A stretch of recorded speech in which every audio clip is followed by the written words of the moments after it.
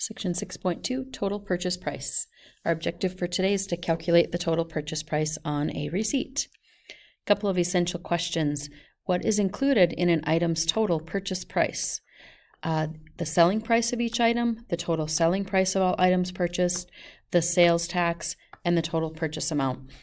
Please don't include the date, the time, all of those. Keep to the main information on a purchase price or on a receipt. This will be a test or quiz question. Second one, how do the sales taxes you pay get to the proper government agencies? The store acts like an agent for collecting taxes.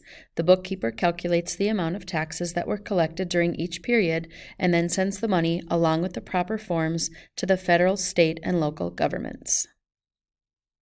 A sales receipt is a proof of purchase. If you're ever going to return something, you have to make sure that you save your sales receipt. The total purchase price is the total selling price plus the sales tax. Question number 1.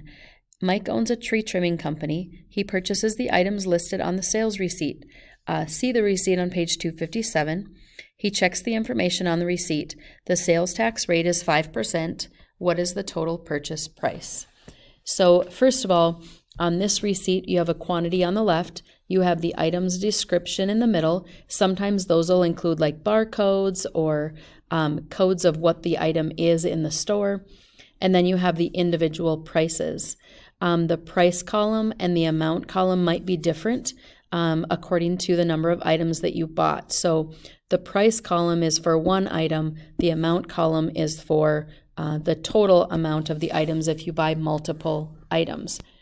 So the first thing they're going to do is find the total selling price. Okay, I don't know what it is doing here. Hold on a second. So total selling price.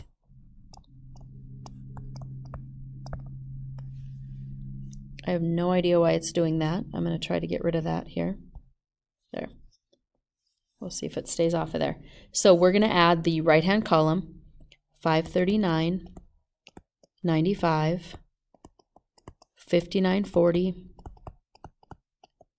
139.90, 91.90.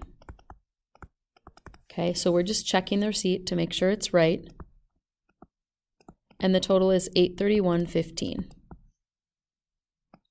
Then we have to find the sales tax. We take that total that we just found, the total purchase price, total selling price. And this time the tax rate is 5%.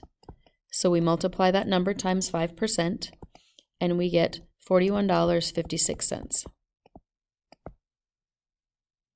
So on this one, the sales tax is $41.56 and they want the total purchase price, so we would add the two together.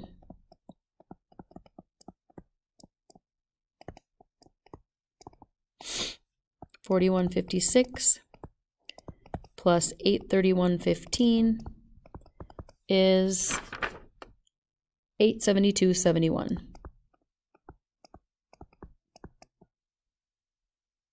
The tax rate changes according to the state that you are in. Example 2 is a short algebraic problem. Rennie purchased a swimsuit from the clearance rack and gave the clerk $20. He received $3.98 in change. If the sales tax rate was 7%, find the total selling price. So all we have is that he gave the clerk $20 and received $3.98 back in change. So if we subtract those two, that would be the amount of the purchase. So $16.02.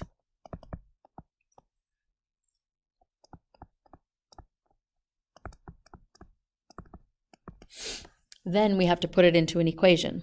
So $16.02 is how much he paid. We don't know what the selling price is, but we do know that the tax is added on and multiplied by that price. The difficult part here is that you have to know, since this one doesn't have a percent, what goes with it. You can either change them all to decimals or keep them as percents. Either way, you have to add a number in there. I think it's easier to change to decimals.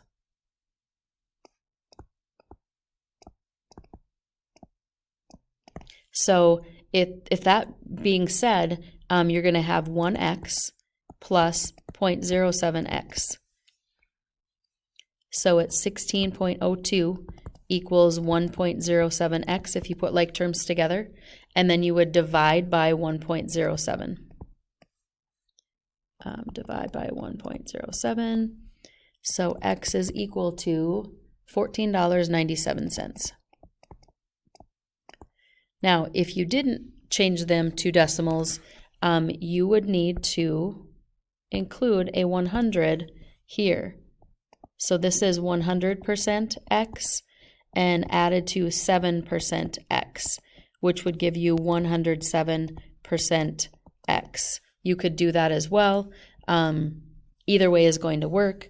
In that case, you would have 16.02 equals 107% x. So you would divide by 107% and still get the same answer that we did. That one's a little bit harder just because people really tend to forget what goes in front of that x if there's nothing there. Come with questions.